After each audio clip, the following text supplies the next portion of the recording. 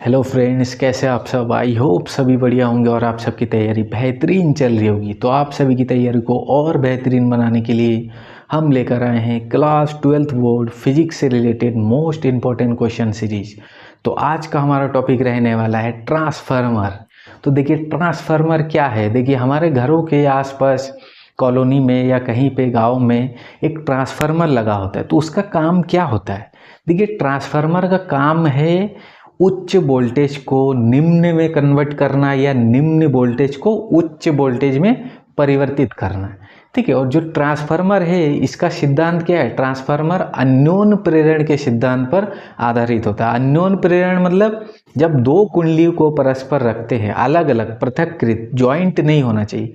तो पहले कुंडली में अगर आप धारा में परिवर्तन करते हैं तो दूसरे कुंडली से बद्ध चुंबकीय फ्लक्स में परिवर्तन होता है। और फ्लक्स में परिवर्तन होने से क्या होता है, दूसरे कुंडली में विद्युत वाहक बल उत्पन्न होता है। तो ये जो नियम दिया था, किसने दिया था, फैराडे ने दिया था। तो फैराडे के जो नियम में हमने पढ़ा है, क्या पढ़ा है, जब किसी कुंडली में आप धारा में परिवर्तन करते हैं या चुंबकीय क्षेत्र में परिवर्तन करते हैं तो फ्लक्स में परिवर्तन होता है। तो उसी सिद्धांत पर ये ट्रांसफार्मर कार्य करता है। ठीक है। ये जो टॉपिक है ये उत्तराखंड बोर्ड 2025 के लिए बहुत ही ज़्यादा इम्पोर्टेंट टॉपिक है, क्योंकि ये 2-3 साल से आया हुआ टॉपिक नहीं है। यानी कि ये 2024 में भी नहीं आया, 2023 में भी नहीं आया, 2022 में भी नहीं आया। यानी कि 2025 के लिए बहुत ही ज़्यादा इम्पोर्टेंट टॉपिक है। देखिए ये पहले भी आया हुआ क्वेश्चन है 2011 उत्तराखंड बोर्ड 2011, 13, 15, 16, 19 और 2020 में आया हुआ है। ठीक है। तो इसमें हमने थ्योरी लिख रखा है। देखिए ट्रांसफार्मर में ये क्या होता है, प्राथमिक कुंडली, ये देखिए ये प्राथमिक कुंडली जिसमें आपको क्या करते हैं, ये निवेशी वोल्टेज देते हैं, प्राथमिक यानी कि प्राइमरी कॉइल। दूसरा द्वितीय कुंडली में जहां से हम क्या करते हैं, वोल्टेज प्राप्त करते हैं, ऐच्छिक वोल्टेज प्राप्त करते हैं, इसे द्वितीय कुंडली कहते हैं। और ये होता है पटलित लोहे की क्रोड। देखिए लोहे की पत्ती को एक के ऊपर एक रखते हैं और उनके बीच एक कोटिंग कर दिया जाता है। कोटिंग मतलब एक विद्युत रोधी का कोई कोटिंग है, मतलब उस के ऊपर कोटिंग चढ़ा दिया, विद्युत रोधी पेंट टाइप का कर दिया जाता है। ठीक है। अब एक के ऊपर एक पत्ती लगा देते हैं और इसको क्या कहते हैं, लोहे पटलित लोहे क्रोड। मतलब इसका काम क्या है, इसमें पटलित बनाने का क्या काम है लोहे क्रोड को, ये भंवर धारा को कम करता है, जो कि ऊर्जा क्षय बोलो, ऊर्जा क्षय बोलो या ऊर्जा ह्रास को कम करने के लिए जो क्रोड है इसको पटलित बनाया जाता है। ठीक है। तो देखिए क्या है, ट्रांसफार्मर एक ऐसी युक्ति है जिसकी सहायता से प्रत्यावर्ती वोल्टेज को कम या अधिक किया जा सकता है। ये अन्योन्य प्रेरण के सिद्धांत पर आधारित है।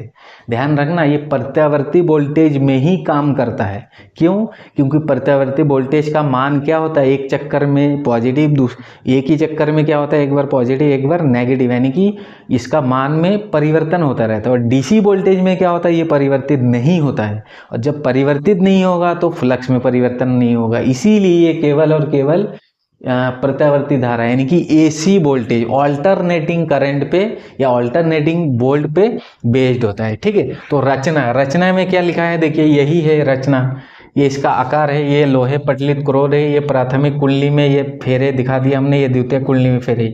यहाँ पे प्राथमिक कुंडली में हम क्या करते हैं, इसको देते हैं, जिस वोल्टेज को आपको कन्वर्ट करना है उसको यहाँ पे आपको निवेश करना है और यहाँ से आपको आउटपुट लेना है। यानी कि ये इनपुट वोल्टेज है, ये आउटपुट वोल्टेज। प्राथमिक कुंडली को प्राइमरी कॉइल कहेंगे और द्वितीय कुंडली को सेकेंडरी कॉइल कहेंगे। तो इसके बारे में हमने लिख दिया। इसमें नर्म लोहे की एक पटलित क्रोड होती है जिस पर तांबे के विद्युत रोधी तार की अलग अलग कुंडलियां होती है। ये कुंडलियां एक दूसरे से पृथककृत होती है परंतु अन्योन्य प्रेरण द्वारा युग्मित होती है। ये जो कुंडली है ये पृथककृत है और तांबे के क्या है, विद्युत रोधी, मतलब तांबे के तार में एक कोटिंग कर दिया जाता है, विद्युत रोधी। ठीक है, पेंट कर दिया जाता है। अब देखिए क्या है, पृथक, परंतु ये कौन से सिद्धांत पर आधारित, अन्योन्य प्रेरण द्वारा युग्मित होती है। मतलब एक में अगर आप धारा में परिवर्तन करोगे तो उससे दूसरे से बद्ध द्वितीय कुंडली में क्या होगा, फ्लक्स में परिवर्तन होगा, जिसमें इससे क्या उत्पन्न होगा, द्वितीय कुंडली में विद्युत वाहक बल। फेरे देखिए, इन कुंडलियों में फेरों की संख्या भिन्न भिन्न होती है। पहली कुंडली को प्राथमिक कुंडली तथा दूसरी कुंडली को द्वितीय कुंडली कहते हैं। प्रत्यावर्ती धारा स्रोत को प्राथमिक कुंडली से जोड़ते हैं तथा द्वितीयक कुंडली को बाह्य परिपथ से जोड़ते हैं, जिस पर हमें ऐच्छिक वोल्टेज प्राप्त करनी होती है। यानी कि इसको प्राथमिक कुंडली को कहाँ से जोड़ेंगे, ये इनपुट वोल्टेज से, और ये आउटपुट वोल्टेज जितना आपको प्राप्त करना है। ट्रांसफार्मर देखिए दो टाइप के हैं। ट्रांसफार्मर के प्रकार, ट्रांसफार्मर दो प्रकार के होते हैं। पहला ट्रांसफार्मर ऊंचाई ट्रांसफार्मर, यानी कि स्टेप अप ट्रांसफार्मर।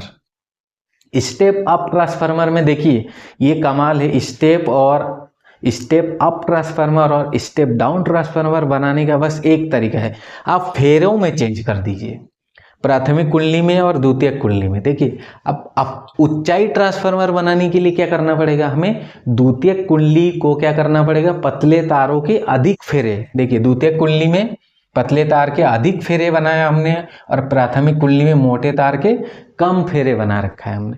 यह निम्न प्रत्यावर्ती वोल्टेज को, ये क्या करेगा, नाम में छिपा है ऊंचाई ट्रांसफार्मर, जो निम्न वोल्टेज को उच्च वोल्टेज में कन्वर्ट करे।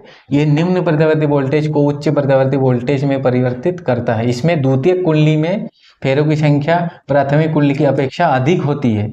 इसमें प्राथमिक कुंडली में मोटे तार के कम फेरे, देखिए प्राथमिक कुंडली में मोटे तार के कम फेरे हैं तथा दूसरी कुंडली में पतले तार के अधिक फेरे होते हैं। देखिए दूसरी कुंडली में पतले तार के अधिक फेरे।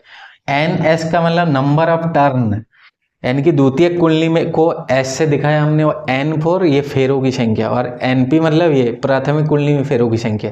तो ऊंचाई ट्रांसफार्मर में क्या है, द्वितीयक कुंडली में फेरों की संख्या ज्यादा है, इसलिए हमने क्या लिखा, NS is greater than NP।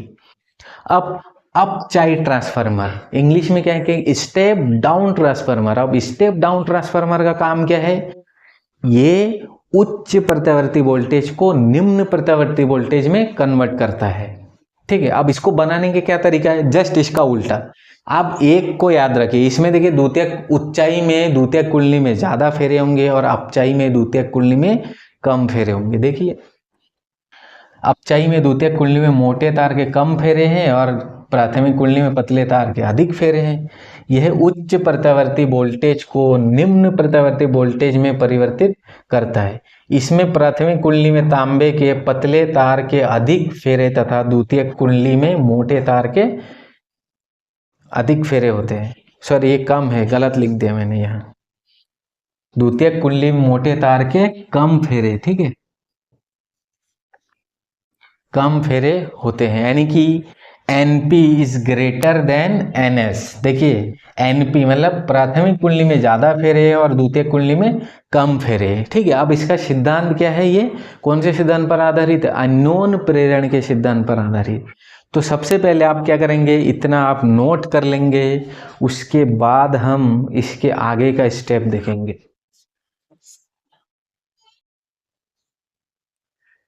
देखिए ट्रांसफार्मर का सिद्धांत क्या है, जब प्राथमिक कुंडली के सिरों को AC स्रोत से जोड़ते हैं तो प्राथमिक कुंडली में धारा निरंतर बदलती है, जिससे द्वितीयक कुंडली से वह चुंबकीय फ्लक्स में निरंतर परिवर्तन होता रहता है तथा द्वितीयक कुंडली में उसी आवृत्ति का विद्युत वाहक बल प्रेरित हो जाता है। ठीक है, क्या है, प्राथमिक कुंडली में जब आप कनेक्ट करते हो AC स्रोत से, ठीक है, तो उस प्राथमिक कुंडली में धारा निरंतर बदलता रहता है, हर सेकंड बदलता रहता है, क्योंकि ये AC स्रोत है। ठीक है, जिससे क्या होगा, द्वितीयक कुंडली से बद्ध चुंबकीय फ्लक्स में परिवर्तन होगा और चुंबकीय फ्लक्स में परिवर्तन होने से क्या होता है, विद्युत वाहक बल उत्पन्न होता है। ठीक है, हमने मान लिया, माना प्राथमिक कुंडली में फेरों की संख्या NP तथा द्वितीयक कुंडली में फेरों की संख्या NS है, तो फैराडे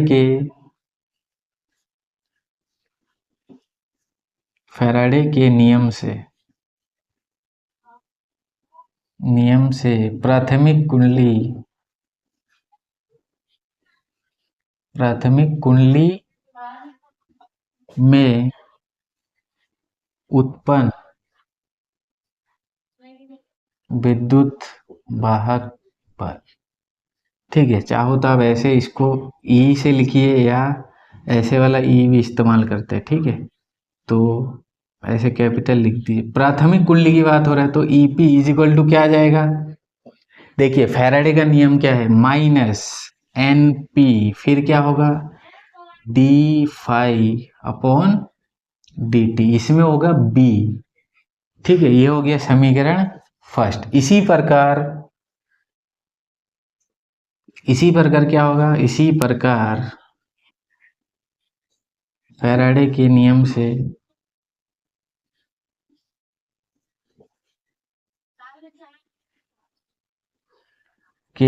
से द्वितीयक कुंडली द्वितीयक द्वितीयक इसी प्रकार फैराडे के नियम से द्वितीयक कुंडली में प्रेरित विद्युत वाहक बल, ठीक है, इसमें उत्पन्न हो रहा है उसमें प्रेरित विद्युत वाहक बल, प्रेरित विद्युत वाहक बल, ठीक है।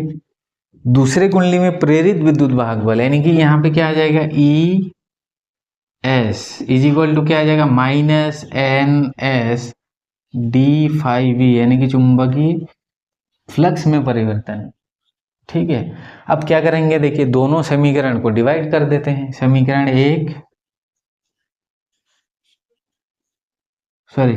दो ये डिवाइडेड बाय समीकरण एक से, ठीक है। दूसरा क्या है, पहले ई एस, पहले एल एच एस को एल एस एस से डिवाइड करते हैं, E S upon E P is equal to इधर क्या है, N P D five B upon D T, और पूरे के अपॉन में क्या है, सॉरी यहाँ आ जाएगा एन एस, ठीक है। ये पहला दूसरा समीकरण, और इसको एन पी माइनस का N P D five B upon D T, ये वाला टर्म इससे कैंसिल, माइनस से माइनस कैंसिल, तो क्या बच रहा है आपका, E S upon E P is equal to क्या आ जाएगा, N S upon N P, ये बेस में, ठीक है, ये आ गया। इसको मान लीजिए आप समीकरण क्या मान लेंगे, समीकरण 3 मान लीजिए, ठीक है। अब क्या लिखेंगे, यदि प्राथमिक कुंडली में जो प्राथमिक कुंडली है उसका प्रतिरोध नगण्य हो तो, ठीक है, क्या लिखेंगे, यदि प्राथमिक कुंडली का प्रतिरोध नगण्य हो तो, नगण्य मतलब कुछ एकदम बहुत कम हो, नगण्य हो तो प्राथमिक कुंडली में उत्पन्न प्राथमिक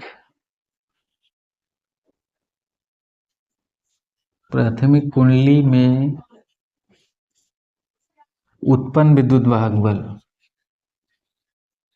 उत्पन्न विद्युत, शॉर्ट में लिखते हैं, उत्पन्न विद्युत वाहक बल आरोपित वोल्टेज के बराबर, आरोपित वोल्टेज के बराबर होता है, ठीक है। तथा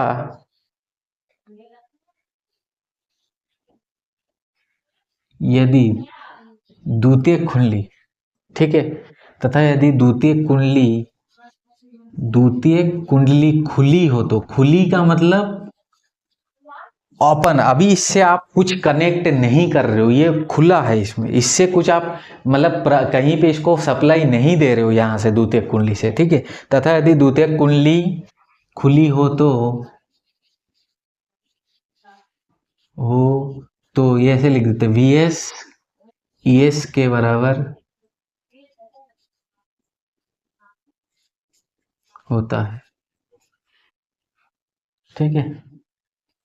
इसका मतलब क्या है, देखिए पहले वाले में क्या है, उत्पन्न विद्युत वाहक बल आरोपित वोल्टेज के बराबर होता है, यानी कि जो इसमें ईपी था, ऐसे लिख देते हैं यहाँ पे, शॉर्ट ब्रैकेट में क्या लिखेंगे, E P is equal to V P, और इस केस में क्या लिखेंगे आप, E S is equal to V S, ठीक है।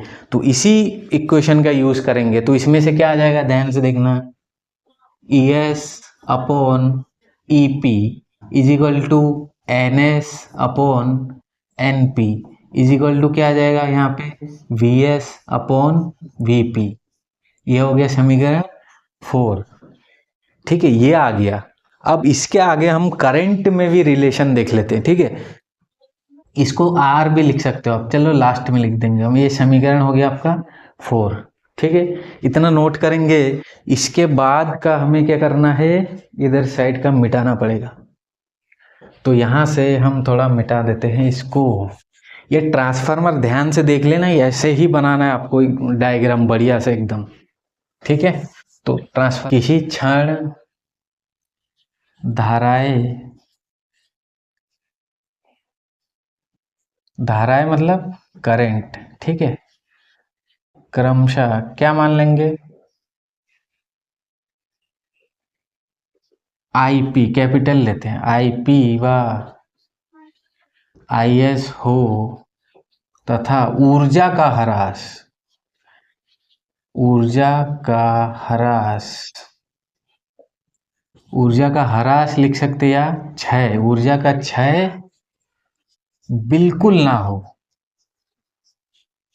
बिल्कुल ना हो। तो देखिए कहने का मतलब क्या है, ऊर्जा ह्रास कुछ नहीं है, यानी कि जितना आप दे रहे हो ऊर्जा उतना ही उसको वापस से मतलब कन्वर्ट करके उतना ही वापस मिल रहा है आपको। ठीक है, तो प्राथमिक में ऊर्जा, प्राथमिक में, प्राथमिक को दी गई ऊर्जा ऐसे लिखते, प्राथमिक कुंडली को, प्राथमिक कुंडली को दी गई ऊर्जा। ठीक है, यानी कि पी आई लिखते हैं, यानी कि पावर। ठीक है, प्राथमिक कुंडली को दी गई ऊर्जा इज इक्वल टू द्वितीयक से प्राप्त ऊर्जा, द्वितीयक कुंडली से प्राप्त ऊर्जा ऐसे लिखते हैं, कुंडली से प्राप्त ऊर्जा। ठीक है, पावर लिख रहे हैं हम।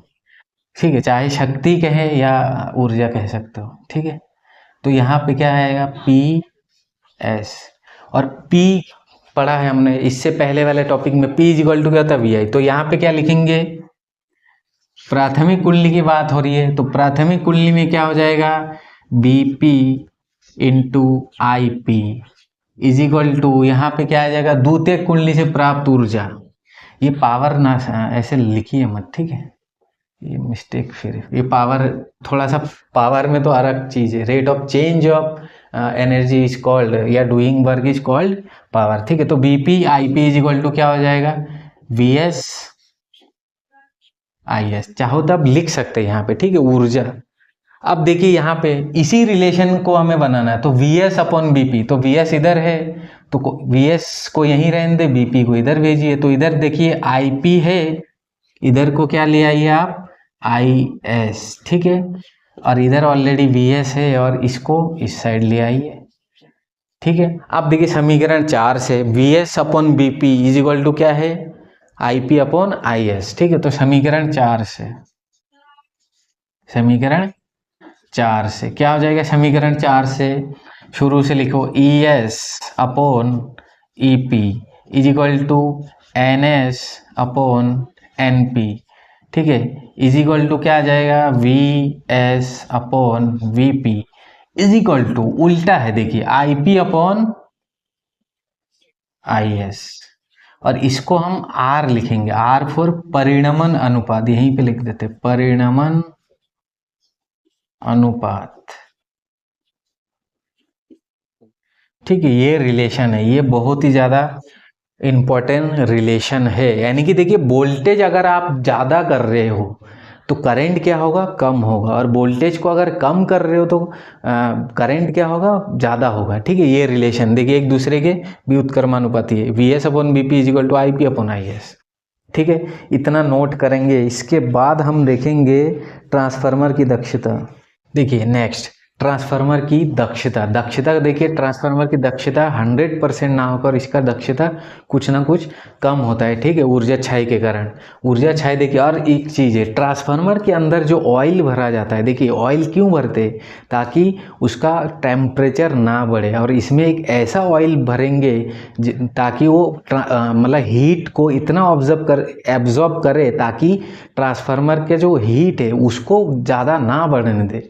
इसलिए इसमें खनिज तेल, चीड़ का तेल और नेपथीन, नेपथीन का तेल इसमें भरते हैं। ये क्या करता है, टेम्परेचर को बढ़ने नहीं देता। तो ट्रांसफार्मर की दक्षता क्या होता है, ईटा इज इक्वल टू द्वितीयक कुंडली से प्राप्त शक्ति, द्वितीयक कुंडली से प्राप्त शक्ति, ठीक है, यानी कि PS अपॉन प्राथमिक को दी गई शक्ति। प्राथमिक कुंडली को दी गई शक्ति कहे या ऊर्जा कह सकते हैं यहाँ पे, ठीक है। तो क्या हो जाएगा, PI। परसेंटेज में कन्वर्ट करने के लिए क्या करेंगे, 100 से मल्टीप्लाई कर देंगे। इसी को ही क्या लिखेंगे, eta is equal to BS/IS upon BP/IP into में ये 100%, ठीक है, परसेंटेज का ये साइन हो गया, ठीक है। तो ये था हमारा आज का टॉपिक। आई होप आप सभी को पसंद आया हो, और यदि पसंद आ रहा है वीडियोस तो अपने उन दोस्तों के साथ शेयर कर दीजिए जिन्होंने अभी तक कुछ भी नहीं पढ़ा है, ताकि वो हमारे चैनल के वीडियोस देख के वो बच्चा आसानी से पास हो जाएगा, ठीक है। तो यदि वीडियो पसंद आ रहा है तो चैनल को ज़रूर सब्सक्राइब करके और बेल आइकन को प्रेस करना ना भूलिए, ताकि आपको नोटिफिकेशन प्रॉपर मिलता रहे। Thank you so much, God bless you all.